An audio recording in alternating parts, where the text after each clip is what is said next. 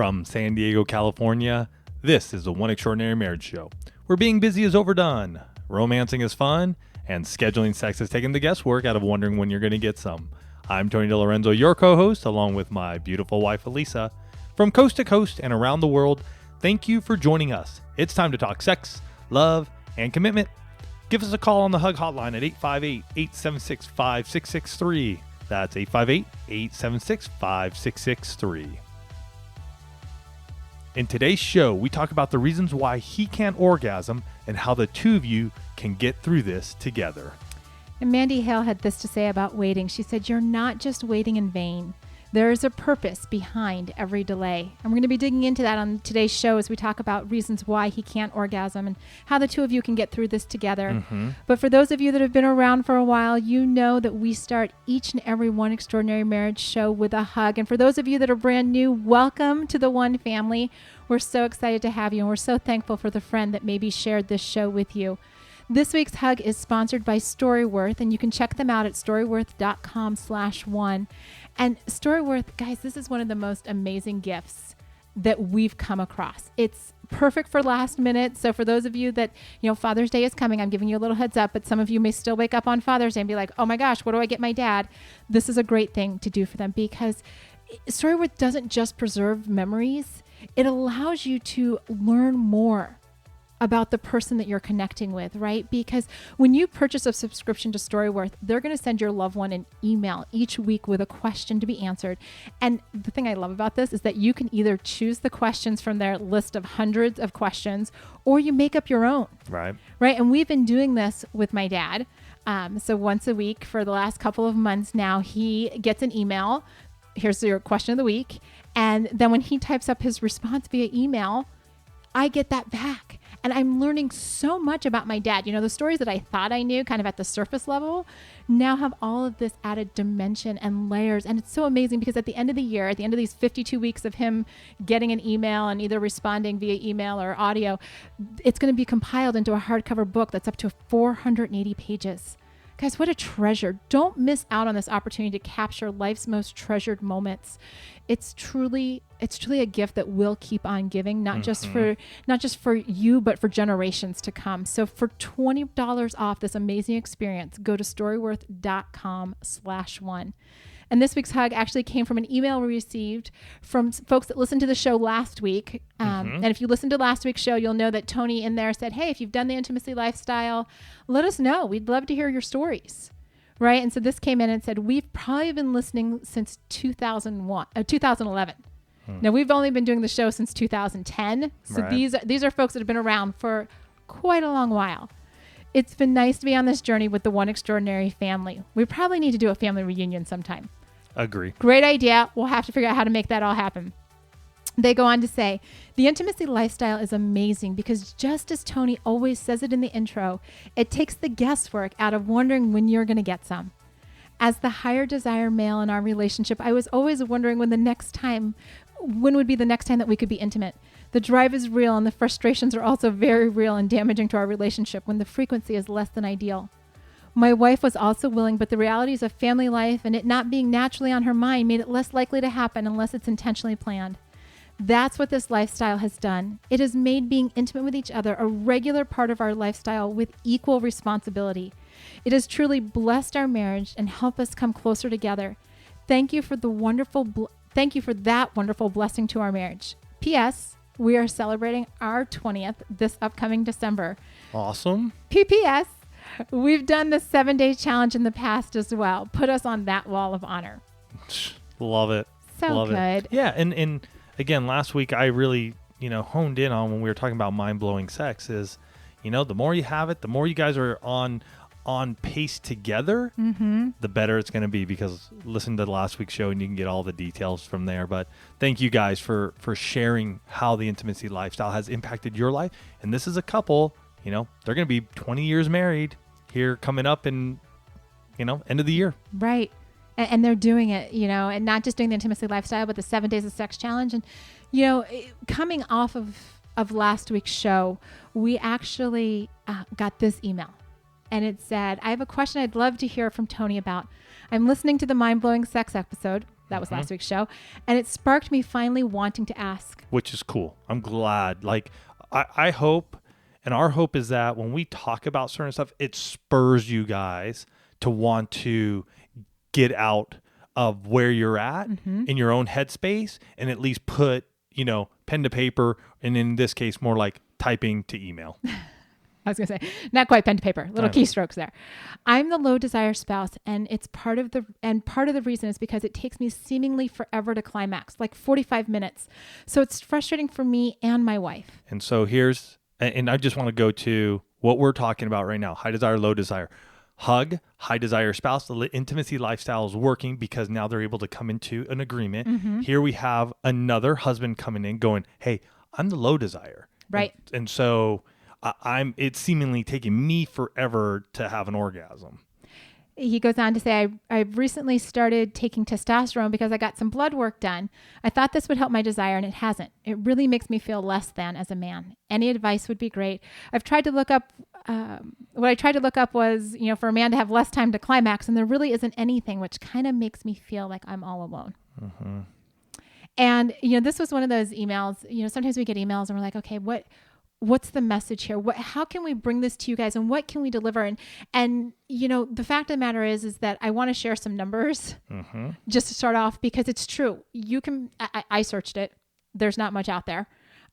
But what is out there is I actually saw this article in Medical News Today that said delayed ejaculation is the least common form of male sexual dysfunction, affecting an estimated 1 to 4% of men, compared with 15 to 30% of men who report having the problem of rapid ejaculation. Now, granted, those statistics are vastly different, but I share that number because it lets you know that you're not the only one. It may not be as prevalent as premature. Thank you. I was going to say rapid, but premature. But the reality is that men are dealing with this, right? And it's, we went on because with this type of topic, we need to do research, right? This isn't where Tony and I are just going to get behind the mics and say, okay, well, here's what we think, right? That's why we went to Medical News Today. That's why, I even went to mayoclinic.org, right? I'm like, okay, who's talking about this, respected in the world in terms of medicine. And Mayo Clinic, I loved how they broke this down, because it wasn't just like, well, there's something wrong with you, right? Guys, there's something wrong with you, and that's why you can't orgasm. They broke it down into like 3 distinct categories of factors that may be impacting your ability to have an orgasm. So I love that this gentleman that wrote in, this husband that wrote in, said, you know what, I went and got some blood work done. My hormone levels came back low, and so they put me on testosterone, but it's not having the effect. The reason I appreciate what he did was because the first thing he does is, go to the doctor, right? Because are there physiological causes? Right? Hormones are just one of the layers of physiological causes, guys. Like, I learned in doing some of this research, and I want to share it with you because this is the one that actually kind of blew Tony's mind as we were talking about, that there can be certain injuries or birth defects that can impact like the pelvic region, your nerves, your reproductive system, things that you may not necessarily be aware of. We were talking about pelvic injuries, right? And what came to mind in our marriage was that, for those of you that listened way back when in the beginning, you heard Tony talk about his cycling a lot, right? And so as a road cyclist, the saddle that he sits on his bike, also known as a bike seat to the rest of us, is not just small, but it's hard. Right. And that pressure, sitting on a saddle for hours on end applies pressure to those nerves, in our genitalia, in our genitalia area, which can cause delayed ejaculation. And this has happened in our marriage. I know this firsthand. Coming to, hear some of this stuff, though, is like, oh, wow. And interestingly enough, as I decrease my cycling over the years, that hasn't been as much of a problem. It wasn't until we actually started working on the show where we're like, less cycling, better sex. More cycling, not so great sex. Wonder if those two were related. There was a lot of other stuff going on in our marriage, but you start looking at this and what are those physiological situations? Well, and another thing we brought up too, a car accident. Maybe you've been in a car accident where you were rear-ended and you had some pelvic damage done and not really thinking to that. So as a guy, thinking about these other areas where we get really honed in on like, I can't orgasm. It's taking too long. It's delayed. It gets frustrating. What we hope to bring to you today is, in both husbands and wives, a grander and a broader base so that you can think outside of where you are in that moment when you cannot orgasm. Right, because what the listener said was, went and had his hormones tested, and we've talked about testosterone a lot on this show, and that's definitely something to have checked out. For sure. Right, because that is one of the physiological things that could be happening. But if you have certain neurological diseases, I mean, they even talked about diabetic neuropathy, stroke, or other nerve damage in the spinal cord can be impacting your ability to orgasm. Right, these are things that nobody's talking about. It's like guys are getting stuck in this place where I can't orgasm, and it's like, well, you know what? Go get more hormones. That may not be the solution. For you. Mm-hmm. There may be another category of factors that Mayo Clinic, and we're going to give you guys a link to that article specifically so that you can see it. But, they talked about medications, and we've talked about this before, but there are some antidepressants that will impact your ability to orgasm. There are high blood pressure medications, right? Mm-hmm. High blood pressure. I mean, you can't watch television commercials without some kind of high blood pressure medication coming across there. Some anti-seizure medications, some antipsychotic medications, right? There are all these drugs out there that have side effects, right? I mean, you can't watch any medical commercial and not hear the list of side effects. But what if what you're taking is impacting your ability to orgasm? And here's the thing with medication, not telling you to get off of it. You need to consult your medical advisor and bring this up with them so that way you guys can get on a course of action so you understand, so that they understand the issue that you are facing in the bedroom. Not telling you to get off of them. We're bringing it to your attention. Then with you and your medical advisor coming up with a plan to work through that together. Absolutely. Yes. We are not doctors. Right. We're bringing all of these factors to your attention so that you can go make informed decisions or even ask informed questions. Yeah. Sometimes the starting process is asking questions and more questions and digging through this together. Right. And, coming off of this, medications and drugs and things like that we're also talking about are just the recreational drugs that you might be taking, right? In whatever capacity. And we're not going down that road of what you're taking, but alcohol and drugs will impact your ability to ejaculate. They do.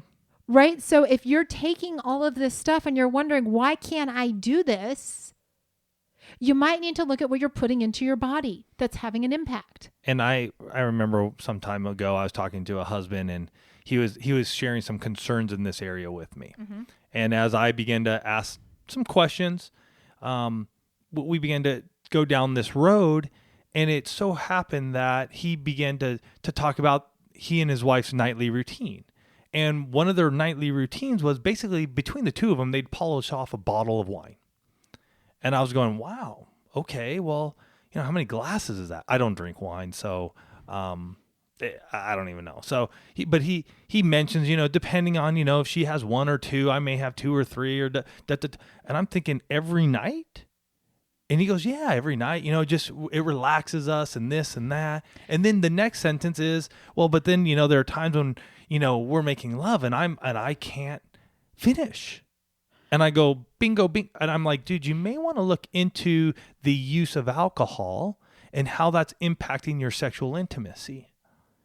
Right. Because just like you said at the beginning of the story that he was telling Tony, well, it just relaxes us. Well, you may be relaxing yourself right out of climax. Right. And there's nothing wrong with drinking. Right. We're not saying there's anything wrong with that. What we're saying is if something is impacting your sexual intimacy, if it's putting the guy in a position where he's like, I can't finish, then we got to look at it. Right. And there may be the third factor or the third category of factors that Mayo Clinic talked about was, psychological factors, right? What's going on between the ears, right? Are you dealing with depression, anxiety, or other mental health conditions? Are there challenges between husband and wife, relationship problems due to, finances? That's a big one. Job stress, right? Are you having anxiety? And this becomes that like whole never ending cycle thing. Are you having anxiety about your performance? Mm-hmm. Right? Because you get in your head and you're like, oh, what's going on? Am I going to be able to? And then guess what? You're putting so much pressure on yourself, you actually can't. Right? Are you dealing with religious taboos? Right? And we've talked about this a lot on the One Extraordinary Marriage Show, where we've talked about women and all the messages that they've received as far as, good girls don't, do whatever. And so all of those challenges that can be a block to them having orgasm. But on the flip side, there are those messages too given to men. Mm-hmm.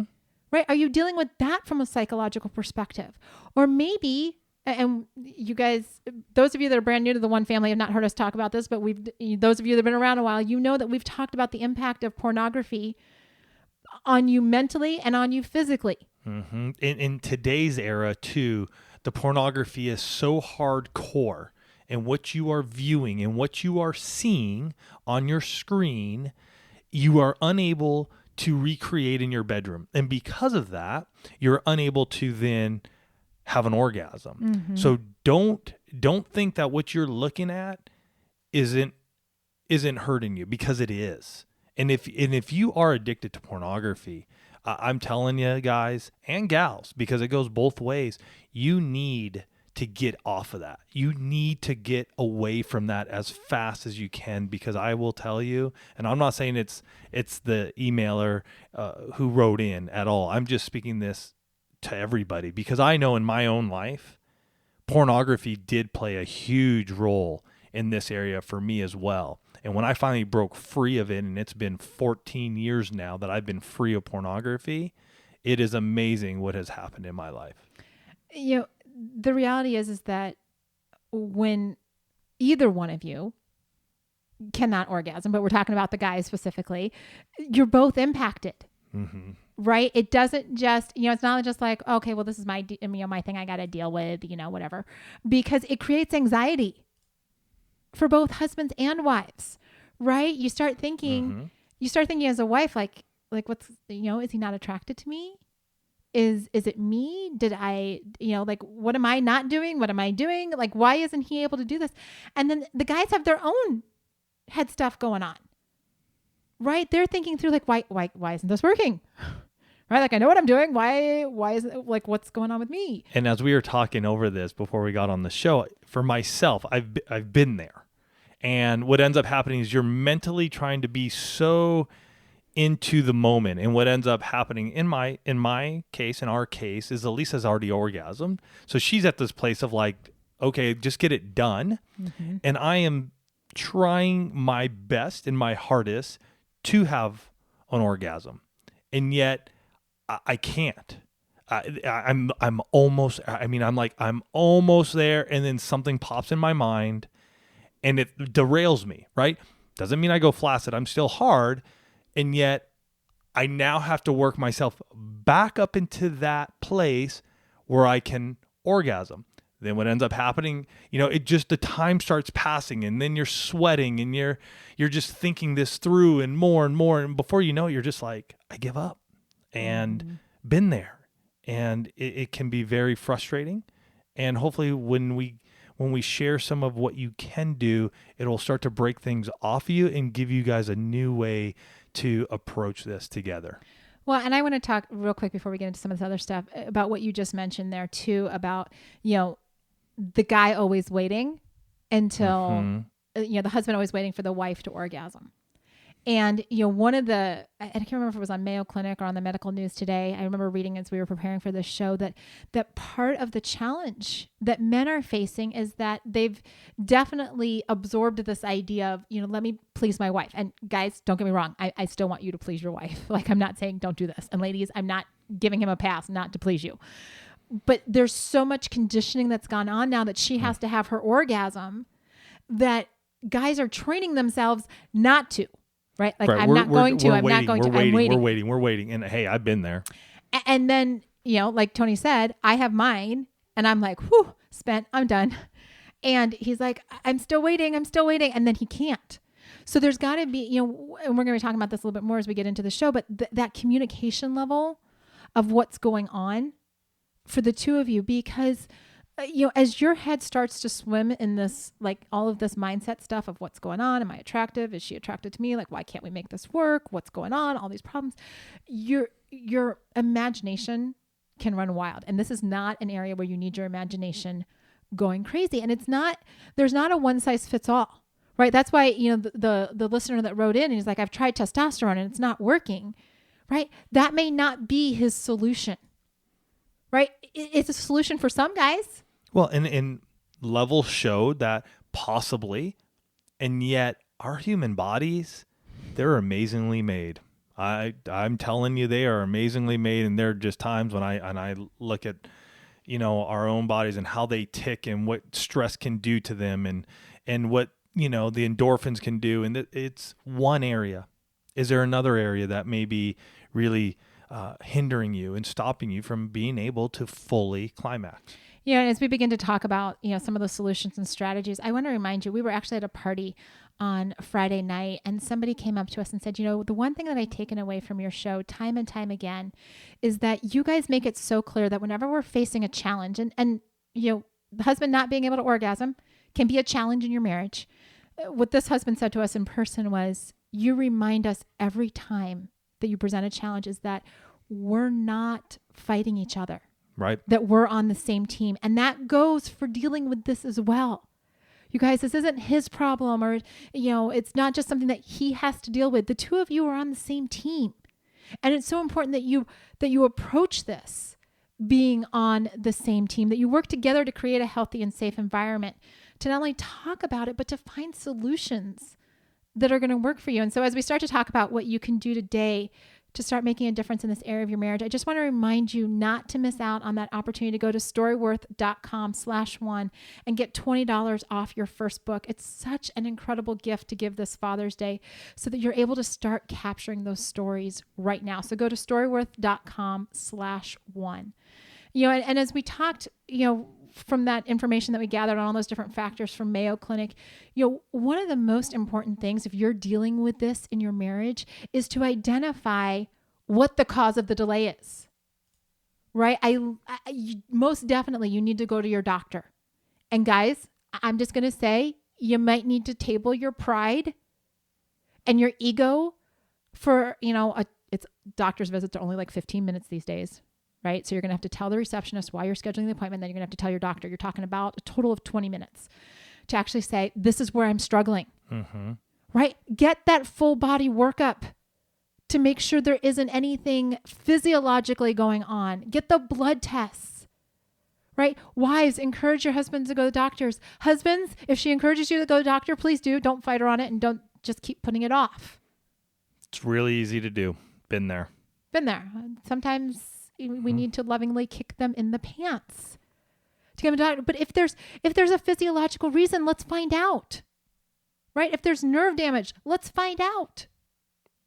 If it's hormones, let's take care of it. Tagging on to that, if you're at the doctor's office and you're like, yeah, well, so doc, does my high blood pressure medication, my anti-seizure medication, what are my side effects? Folks, if doctors put you on anything, because you're listening to the show, don't take yourself off of it, but call and ask the questions. What are the side effects of my medication? Just ask. Or read up on it or find out what they are. If you are using one or two or three, look, research it, know it, because really what ends up happening is you get into this place and you're frustrated and you start getting down on yourself and you start, going into this downward spiral. When had you just been able to read the label or read what happens with the medication you may be using, it may just be like, oh, well, I had no idea. And now you do. Now you can understand why something in the bedroom isn't working the way you expected it to. After that, though, is still going back to your doctor, discussing that. Is there some other medication? Can you get off of it? Can you do a decreased dose? Whatever it may be. But that, again, is between you and your medical professional. I mean, a big part of seeing change in this area of your marriage is to educate yourself. Right. Right? It's to say, okay, what's going on in my body physically, right? What is the impact of what I'm taking into my body? right? And how do I work with that? And if you know, knowledge is power, right? Because if you know that it's the medication, if you know that it's nerve damage, then the two of you start to strategize, what else can we do? Mm-hmm. Right? It doesn't become an identity crisis for anyone. It doesn't become a doubt or anxiety. It's just like, okay, these are our facts. How do we work with this? If it's a psychological issue, right? If you're dealing with a lot of stress, if you're dealing with depression or anxiety, well, here's the deal. You, again, need to table your ego and pride and get help, right? Because it's causing, when you're dealing with the mental, anxiety and that type of stuff, it starts to feed on it, Mm-hmm. right? Because if you can't perform in the bedroom, then you're questioning that aspect of your identity, and it becomes this almost like a voracious monster, right? And we want you to have breakthrough here. And sometimes breakthrough, guys, I'm going to specifically speak to you for just a second here. Going and getting help so that you can have breakthrough is a sign of strength. Okay. It is one of the strongest things that you can do, because it demonstrates to your wife that you are investing in yourself, in who you are as a man, and in the marriage, right? That is not weakness. That is strength. What's going on in all of these different components. Go find a coach, go find a counselor, talk through it. Talk with your spouse about it. That's the biggest thing I would say for many of us. It happens like we're in the bed, we're in the moment. We know it takes a long time. We finish, and then it never gets brought up. We never talk about it. We want it to go away, and it doesn't. And you guys know more than anything that we believe that your emotional intimacy is the most important intimacy in your marriage. Mm-hmm. You guys being able to communicate and discuss all types of topics is where you really are able to grow closer together, sexually, financially, spiritually, So when this happens, then we need to have a coffee break, most likely. Mm-hmm. And we need to have a time outside of the bedroom, outside of right when it's happening. And we got to discuss this together so we better understand it. And we're on the same team.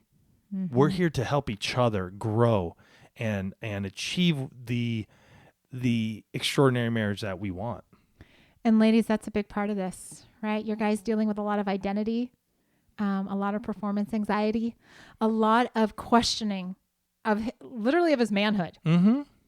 right? And so having those conversations outside of the bedroom, having those conversations where, it's not just going to be a one and done conversation. No, probably isn't. But being able to talk about it and love on him and support him and not degrade him, not minimize what's going on, but just to love on him. That's where the two of you get on the same team. That's where he knows that you're that safe place to land. And so it's looking at each one of these factors and then identifying for the two of you what the solution is based on what the cause is. Right? I mean, we could go on for, 6 hours with each one of these and specific causes, but it's going to be unique to your situation. What you need to do is get active in identifying the cause mm-hmm. and not just thinking it's a hormonal cause. Because for a lot of men, it's not just hormones, right? There are a lot of reasons why he can't orgasm. And the two of you together need to identify why and then work on a solution that works for your marriage and be committed to it. Right. Yeah, that's it. I mean, we gave you 3 different areas to look into, right? We gave you those 3 areas. Why? Because we want you to go back and be able to go, is it a physical area that we're dealing with? Is it a psychological area that we need to deal with? Is it a medication area that we need to look in and deal with? Because each one of these impacts you differently, right? Hence, I've been there. I've been in all 3 of those areas. And I can say over the 20 years of my marriage, I've dealt with delayed ejaculation at different times in our marriage due to each one of those areas. Do I have it now? No, I'm not. But it's because Elisa and I would go forth, learn what's happening, what's wrong, where are we going to change, what are we going to do together? So go out there, look at these 3 areas and see which one possibly is hampering your ability to achieve orgasm. We love you guys. Have a fantastic week. We'll catch you next week, and we look forward to many more just extraordinary shows, bringing up the topics that people aren't willing to bring up, like this one, and giving you insights so that you can have the extraordinary marriage you desire. We love you guys. Have a fantastic week, and we'll catch you next week.